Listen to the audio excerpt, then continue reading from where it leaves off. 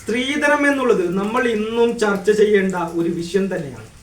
കാരണം എൻ്റെയൊക്കെ ചെറുപ്പത്തിൽ ഒരു പെൺകുട്ടിയുടെ വിവാഹം കഴിച്ചു വിടുന്ന സമയത്ത് ഭർത്താക്കന്മാരുടെ വീട്ടുകാർ പറയുമായിരുന്നു, ഞങ്ങൾക്ക് ഇത്ര സ്വർണം നൽകണം, അല്ലെങ്കിൽ ഇത്ര പണം നൽകണം. ഇതൊരു ചടങ്ങ് പോലെ നടത്തിയിരുന്നു. ഈ സമയത്തൊക്കെ ചെറുപ്പത്തിൽ വളരെയേറെ അമർഷം എനിക്കുണ്ടായിരുന്നു. സ്ത്രീധനം ഞാൻ ഒരിക്കലും വാങ്ങില്ല എന്ന് പ്രതിജ്ഞ എടുത്തൊരു വ്യക്തിയും കൂടിയാണ്. വലുതാകുമ്പോൾ സ്ത്രീധനത്തിനെതിരെ ശബ്ദിക്കുമെന്നും ഞാൻ പ്രതിജ്ഞ എടുത്തിരുന്നു. എന്നാൽ ഞാൻ വലുതായപ്പോൾ സ്ത്രീധന തുകയോ അല്ലെങ്കിൽ സ്വർണമോ ചോദിച്ചു വാങ്ങുന്ന ഒരു സമ്പ്രദായം ഇന്നിൽ ഇല്ല എന്നുള്ളത് സത്യമാണ്. എന്നാലും പ്രത്യക്ഷത്തിൽ അതില്ലെങ്കിലും പരോക്ഷമായി അത് ഉണ്ട് എന്നുള്ളത് ഒരു വാസ്തവം തന്നെയാണ്. സ്ത്രീധനം ഇന്നും നമ്മൾ മനസ്സിലാക്കിയാൽ മതി. ഒരു പെൺകുട്ടിക്ക് സ്വർണം കുറഞ്ഞു കഴിഞ്ഞിട്ടുണ്ടെങ്കിൽ, അവൾ വിവാഹം കഴിഞ്ഞ് വരുമ്പോൾ സ്വർണം കുറവാണെങ്കിൽ വീട്ടുകാരുടെ മുഖഭാവത്തിലൊരു മാറ്റം കാണുന്നു എന്നുള്ളത് വസ്തുതയാണ്. അത് മാത്രമല്ല, ഒരു പെൺകുട്ടിയെ വിവാഹം കഴിഞ്ഞതിൻ്റെ അന്നോ അല്ലെങ്കിൽ പിറ്റോ ദിവസമോ ഒക്കെ അയൽവാസികളൊക്കെ നോക്കാൻ വരാറുണ്ട്. അവരൊക്കെ വരുന്നത് പെൺകുട്ടിയെ നോക്കാൻ വേണ്ടി മാത്രമല്ല, അവൾക്ക് എത്ര സ്വർണമുണ്ട്, അവൾക്ക് എന്തൊക്കെയുണ്ട്, ഇത് നോക്കാൻ തന്നെയാണ് വരുന്നത്. ഇതിൻ്റെ അർത്ഥം മനസ്സിൻ്റെ ഉള്ളിൽ ഇന്നും ആ സ്ത്രീധനത്തിൻ്റെ പിക്ചർ പോയിട്ടില്ല എന്നുള്ളതാണ്. അത് മാത്രമല്ല, മറ്റൊരു ഭാഗത്താണെങ്കിൽ ഇന്നും സ്ത്രീധനം ചോദിച്ച് പീഡനങ്ങളും നടക്കുന്നുണ്ട്. നിങ്ങളൊരു പക്ഷേ വായിച്ചിട്ടുണ്ടാകും ഇന്നലത്തെ ന്യൂസ് പേപ്പർ. ഒരു പെൺകുട്ടി അവരുടെ അച്ഛൻ 300 പവനാണ് വിവാഹം കഴിക്കുന്ന ചെറുക്കന് നൽകിയത്. നല്ലൊരു കാറും നൽകി. അത് തികയാതെ ആ പെൺകുട്ടിയെ നിരന്തരം വീട്ടുകാരും അവളുടെ ഭർത്താവും കൂടി പീഡിപ്പിച്ച അവസാനം ആ പെൺകുട്ടി സ്വന്തം അച്ഛനോട് ഞാൻ പോവുകയാണെന്ന് പറഞ്ഞ് ആത്മഹത്യ ചെയ്തു. ഇതുപോലെ ഒരുപാട് സമ്പന്നരുടെ ഇടയിൽ ഇന്നും നിലനിൽക്കുന്നുണ്ട്. വലിയ വലിയ ഗവൺമെന്റ് ഉദ്യോഗസ്ഥന്മാരെ അവർക്ക് കെട്ടിച്ചുവിടാൻ വേണ്ടി ഈ പെൺകുട്ടികൾക്ക് വേണ്ടി സ്വർണം അല്ലെങ്കിൽ ഇത്രയൊക്കെ നൽകാമെന്ന് ഓഫർ ചെയ്ത് വിവാഹം കഴിപ്പിച്ചു വിടുന്നു. എൻ്റെ അച്ഛന്മാരെ നിങ്ങൾക്ക് അല്ലെങ്കിൽ എൻ്റെ ഉപ്പമാരെ നിങ്ങൾക്ക് നാണമില്ലേ? നിങ്ങളൊന്ന് ചിന്തിച്ചു നോക്കൂ. നിങ്ങളുടെ മക്കളെ നിങ്ങൾ നല്ല വിദ്യാഭ്യാസമുള്ളവരായി വളർത്തി, നല്ല രീതിയിൽ എല്ലാ ഉത്തരവാദിത്വവും ചെയ്തു. എന്നിട്ടൊരു പെൺകുട്ടിയെ ആടിനെയും പോത്തിനെയൊക്കെ വിൽക്കുന്നത് പോലെ, വിൽക്കുന്നു എന്നും പറയാൻ പറ്റില്ല, കാരണം നമ്മൾ വിൽക്കുമ്പോൾ ഇങ്ങോട്ടാണ് പണം തരാറുള്ളത്. നമ്മളിപ്പോൾ ഒരു ആടിനെയോ പോത്തിനെയോ വിൽക്കുമ്പോൾ ഇങ്ങോട്ടാണ് പണം തരാറുള്ളത്. എന്നാൽ അങ്ങോട്ട് പണം കൊടുത്തിട്ട് നിങ്ങൾ കെട്ടിച്ചു വിടേണ്ട ആവശ്യം എന്താണ്? ഇന്നും നിലനിൽക്കുന്നു. സമ്പന്നരുടെ ഇടയിലാണ് ഇത് കൂടുതൽ. ഞാൻ പറയുന്നത് എല്ലാവരോടുമായിട്ടാണ് പറയുന്നത്. നമ്മുടെ പെൺമക്കളെ നമുക്ക് നല്ല രീതിയിൽ വളർത്താനും നല്ലൊരു വിദ്യാഭ്യാസം കൊടുക്കാനും അവരെ കെട്ടിച്ചു വിടുക എന്നതിനപ്പുറത്തേക്ക് ഇന്നത് കൊടുക്കണമെന്ന് ഒരിക്കലും ചിന്തിക്കാൻ പാടില്ല. അങ്ങനെ ചിന്തിക്കേണ്ട ആവശ്യമില്ല. അത് ഭർത്താക്കന്മാരുടെ ഉത്തരവാദിത്തമാണ് അവരെ പോറ്റുക എന്നുള്ളത്. അതുപോലെ തന്നെ നിങ്ങൾ മനസ്സിലാക്കേണ്ട, വളരെ ചിന്തിക്കേണ്ട ഒരു വിഷയമാണിത്. സ്വന്തം മക്കളെ പണം കൊടുത്ത് അങ്ങോട്ട് വിൽക്കുന്ന ഒരു രീതി, ഇത് മാത്രമാണോ? മറ്റൊരു പക്ഷത്ത് സ്വർണം കുറഞ്ഞു പോയാൽ മാതാവിൻ്റെയോ അല്ലെങ്കിൽ ഭർത്താവിൻ്റെ മാതാവോ ഭർത്താവിൻ്റെയോ മുഖം മാറുന്ന ഒരവസ്ഥ വിശേഷവും ഉണ്ട് എന്നുള്ളത് സത്യമാണ്. പെൺകുട്ടികളോടും പറയാനുള്ളത്, നിങ്ങൾ പഠിച്ച് ഒരു ജോലി ആയതിനു ശേഷം മാത്രമേ നിങ്ങൾ വിവാഹം കഴിക്കാൻ പാടുള്ളൂ. ഒരു ഭർത്താവിനെ മാത്രം ആശ്രയിച്ച് അവരെ ഭയപ്പെട്ട് ജീവിക്കേണ്ടതാണോ നിങ്ങളുടെ ജീവിതം?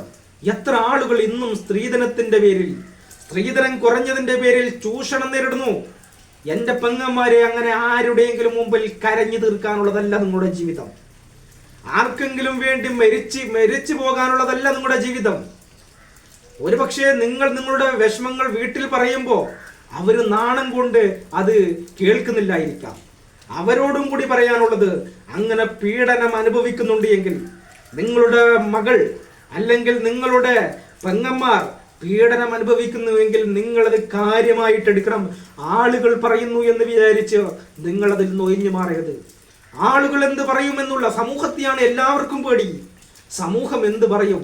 സമൂഹത്തോട് പോയി പണി നോക്കാൻ പറയാ. നിങ്ങൾ ഒരു തെറ്റും ചെയ്യാതെ ജീവിക്കുന്നുണ്ട് എങ്കിൽ, നിങ്ങൾ ആർക്കും ഒരു ശല്യമില്ലാതെ ജീവിക്കുന്നുണ്ട് എങ്കിൽ സമൂഹത്തിന്റെ സ്വഭാവ സർട്ടിഫിക്കറ്റിന് വേണ്ടി ജീവിക്കേണ്ട ആവശ്യമില്ല. ഒരുപാട് പെൺകുട്ടികൾ, നമ്മൾ കേരളത്തിന്റെ വാർത്തകൾ നോക്കിയാൽ നമുക്ക് മനസ്സിലാകും, ഈ വർഷത്തിന്റെ ഉള്ളിൽ തന്നെ എത്ര പെൺകുട്ടികളാണ് മരിച്ചു വീണത്. എന്താണ്? ഭർത്താവിന്റെ പീഡനം, ഭർത്താവിന്റെ അമ്മയുടെ പീഡനം. സ്ത്രീധനം കുറഞ്ഞുപോയി, അല്ലെങ്കിൽ സ്ത്രീധനം പറഞ്ഞ തുക കൊടുക്കാൻ കഴിഞ്ഞില്ല. എന്റെ പെങ്ങന്മാരെ, നിങ്ങൾ അങ്ങനെ അവർക്ക് വേണ്ടി കരഞ്ഞു തീർക്കരുത്. അവർക്ക് നിങ്ങളെ വേണ്ടെങ്കിൽ പോകാൻ പറ. നിങ്ങൾക്ക് എന്താ ജീവിക്കാൻ പറ്റില്ലേ? നിങ്ങൾക്ക് ജീവിക്കാൻ പറ്റും. നിങ്ങൾക്ക് അന്തസ്സോടെ മരിക്കുന്നേക്കാളും നല്ലത് അവരുടെ നരക ജീവിതം കേട്ട് ജീവിക്കുന്നേക്കാളും നല്ലത് ഒഴിഞ്ഞു പോകലല്ലേ. അതൊരു മോശമായ ഏർപ്പാടൊന്നുമല്ല. ഒത്തുപോകുന്നെങ്കിൽ, നമ്മളോട് സ്നേഹം കാണിക്കുന്നുവെങ്കിൽ, നമ്മളുമായി നല്ല ബന്ധമുണ്ടെങ്കിൽ ആ ബന്ധം നിലനിർത്തുക. അല്ലാതെ നമ്മളെ ഇഷ്ടമില്ലാതെ നമ്മുടെ പണത്തിന് വേണ്ടി മാത്രം ആഗ്രഹിക്കുന്നവരാണെങ്കിൽ അവരോട് പോയി പണി നോക്കാൻ പറയണം. അല്ലാതെ നിങ്ങൾ കരഞ്ഞു തീർക്കലല്ല വേണ്ടത്, നിങ്ങളുടെ ജീവിതം നഷ്ടപ്പെടുത്തുകയല്ല വേണ്ടത്. സ്ത്രീധനമൊക്കെ ഇന്ത്യ രാജ്യത്ത് 60കളിൽ തന്നെ നിരോധിച്ചതാണ്. എന്നിട്ട് ഇന്നും നിലനിൽക്കുന്നു. അതിനെ മാതാപിതാക്കൾ, പെൺകുട്ടിയുടെ മാതാപിതാക്കൾ തന്നെ സപ്പോർട്ട് ചെയ്യുന്നു. അതൊരു കുറച്ചിലായിട്ട് കാണുന്നു. സ്ത്രീധനം കൊടുക്കാതിരിക്കുമ്പോൾ, സ്വർണം അമിതമായി കൊടുക്കാതിരിക്കുമ്പോൾ അതൊരു കുറച്ചിലായിട്ട് കാണുന്നു. എന്നാലോ അതിന്റെ എഫക്റ്റ് ആർക്കാണ് അത് ബാധിക്കുന്നത്? പാവങ്ങളെയും അത് ബാധിക്കുന്നു. കാരണം ഇവരൊക്കെ നല്ല സ്വർണം കൊടുക്കുമ്പോൾ പാവങ്ങളും എങ്ങനെയെങ്കിലും കടമാക്കിയിട്ടെങ്കിലും കൊടുക്കേണ്ടി വരുന്നു. ഞാൻ പറയുന്നത്, ഇനിയുള്ള വിവാഹം കഴിക്കാൻ പോകുന്ന ആരാണെങ്കിലും നിങ്ങൾ നോക്കേണ്ടത് പെൺകുട്ടിയുടെ സ്വഭാവവും, പെൺകുട്ടി നന്നായി പഠിച്ചിട്ടുണ്ടോ, അവൾ എങ്ങനെയാണ്. അതേപോലെ ആണിനെയും അങ്ങനെ തന്നെയാണ് നോക്കേണ്ടത്. അവൻ നല്ല സ്വഭാവമാണോ, അവൻ പഠിച്ചിട്ടുണ്ടോ, അവൻ ഓക്കെയാണോ എന്നതിനപ്പുറത്തേക്ക് മറ്റൊന്നും നിങ്ങൾ നോക്കരുത്, മറ്റൊന്നും ചിന്തിക്കരുത്. പണമല്ല പ്രധാനം, സ്നേഹത്തിലാണ് പ്രധാനം. നിങ്ങൾ പരസ്പരം സന്തോഷത്തോടെ ജീവിക്കുന്നുണ്ടോ എന്നാൽ മാത്രമേ കാര്യമുള്ളൂ. അല്ലാതെ സ്ത്രീധനത്തിന്റെ ഇത് പറയുമെങ്കിലും കുത്തുവാക്കുകളും, അല്ലെങ്കിൽ മറ്റേ എന്താ പറയാ, ഏട്ടന്റെ ഭാര്യയ്ക്ക് കൂടുതൽ സ്വർണം നൽകിയിരുന്നു, ഇവൾക്ക് കുറവാണ് എന്നൊക്കെ പറയുന്ന ആളുകളുണ്ട്. ഞാൻ ഇതൊക്കെ കേട്ടിട്ടുണ്ട്.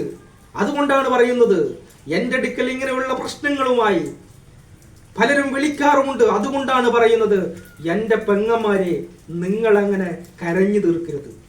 നിങ്ങൾ പറ്റുമെങ്കിൽ നല്ലൊരു ജോലി സംഘടിപ്പിക്കുക. നിങ്ങൾ വീട്ടിൽ നിന്നാണെങ്കിൽ വീട്ടിൽ നിന്ന് തന്നെ ജോലി ചെയ്യാൻ തയ്യാറാകുക. അല്ലാതെ നിങ്ങൾ കരഞ്ഞു തീർക്കരുത്. നിങ്ങൾ വേദനിച്ച് നിങ്ങളുടെ ജീവിതം തീർക്കരുത്. മാതാപിതാക്കൾക്ക് കുറച്ചിലാകുന്നു എന്ന് വിചാരിച്ച് നിങ്ങളുടെ പ്രശ്നങ്ങൾ നിങ്ങൾ പറയാതിരിക്കരുത്. നിങ്ങളെ പീഡിപ്പിക്കുന്നുണ്ട് എങ്കിൽ, നിങ്ങളെ വേദനിപ്പിക്കുന്നുണ്ട് എങ്കിൽ നിങ്ങൾ തീർച്ചയായിട്ടും അതിന് നിയമപരമായി നേരിടണം. അല്ലാതെ ആത്മഹത്യ ചെയ്തത് കൊണ്ട് എന്ത് കാര്യം? 1 or 2 ദിവസം, അല്ലെങ്കിൽ ഒരാഴ്ച, 2 ആഴ്ച, 1 മാസം നിങ്ങളുടെ മാതാപിതാക്കൾ വേദനിക്കും. അതിനുശേഷം അവരും മറന്നു. എന്നാൽ നിങ്ങളുടെ ഭർത്താക്കന്മാരുടെ വീട്ടിൽ അവർ വേറെ കല്യാണം കഴിക്കും. അല്ലാതെ മറ്റൊന്നും സംഭവിക്കാൻ പോകുന്നില്ല. അതുകൊണ്ട് എല്ലാ മനുഷ്യരോടും എനിക്ക് അവസാനമായിട്ട് പറയാനുള്ളത്, നിങ്ങളുടെ മക്കളെ നല്ല രീതിയിൽ വളർത്താൻ ശ്രമിക്കുക. ഒരിക്കലും നിങ്ങൾ ആടിനെയും പോത്തിനെയൊക്കെ വിൽക്കുന്നത് പോലെ വിൽക്കരുത്. അവരെ നല്ലൊരു അർഹതപ്പെട്ട ഒരാൾക്ക്, നല്ല സ്നേഹവും നല്ല കുടുംബജീവിതം നയിക്കുന്നവർക്ക് മാത്രം നിങ്ങൾ കല്യാണം കഴിപ്പിച്ചു കൊടുക്കാൻ നോക്കുക. നിങ്ങളുടെ പത്രാസിന് വേണ്ടി, നിങ്ങളുടെ സ്ഥാനങ്ങൾക്ക് വേണ്ടി, ജനങ്ങളെ കാണിക്കാൻ വേണ്ടി സ്ത്രീധനൊന്നും കൊടുത്ത് നിങ്ങൾ അയക്കരുത് എന്നാണ് എനിക്ക് പറയാനുള്ളത്. അതുപോലെ തന്നെ പെൺകുട്ടികളോട് പറയാനുള്ളത്, നിങ്ങൾ പീഡനമൊക്കെ സഹിക്കുന്നുവെങ്കിൽ അങ്ങനെ നിങ്ങൾ കരഞ്ഞു തീർക്കരുത്. നിങ്ങൾ നല്ലൊരു തൻ്റെ ഇടമുള്ളവരായിട്ട് സമൂഹത്തിൽ മറ്റുള്ളവർക്ക്, ഇനി വരുന്ന പെൺകുട്ടികൾക്ക് ഒരു മാതൃകയായിട്ട് മാറണം എന്ന് മാത്രമാണ് ഈ അവസരത്തിൽ പറയാനുള്ളത്. ഈ വീഡിയോ ഇഷ്ടപ്പെട്ടവർ ലൈക്ക് ചെയ്യുക. അതേപോലെ നിങ്ങളുടെ അഭിപ്രായങ്ങൾ കമൻറ്റിൽ രേഖപ്പെടുത്തുക. അതേപോലെ ഷെയർ ചെയ്യാനും മറക്കരുത്. Thank you.